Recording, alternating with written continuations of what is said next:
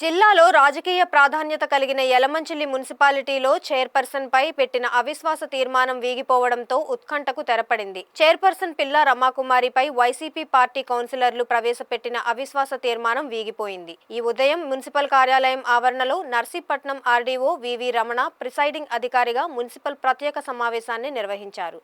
గత నెల 27వ తేదీన 18 మంది వైసీపీ కౌన్సిలర్లు చైర్పర్సన్ రమాకుమారిపై అవిశ్వాస తీర్మాన నోటీసును అధికారులకు అందజేశారు. ఈ మేరకు అవిశ్వాస తీర్మానం నోటీసుపై ప్రత్యేక సమావేశాన్ని నిర్వహించారు. ఈ రోజు ఉదయం 10:30 ఒక్క కౌన్సిలర్ కూడా హాజరు కాకపోవడంతో సమావేశాన్ని తొలుత 12 గంటలకు వాయిదా వేశారు. అయినప్పటికీ ఏ ఒక్క కౌన్సిలర్ కూడా ఈ ప్రత్యేక సమావేశానికి హాజరు కాకపోవడంతో చైర్పర్సన్ రమాకుమారిపై ప్రవేశపెట్టిన అవిశ్వాస తీర్మానం వీగిపోయినట్లు నర్సీపట్నం ఆర్డీఓ వివి రమణ ప్రకటించారు. ఈ కార్యక్రమంలో మున్సిపల్ కమిషనర్ ప్రసాద్ రాజు పాల్గొన్నారు. ఈ ప్రత్యేక సమావేశానికి యలమంచిలి సిఐ ధనుంజయరావు పర్యవేక్షణలో పోలీస్ బందోబస్తు ఏర్పాటు చేశారు.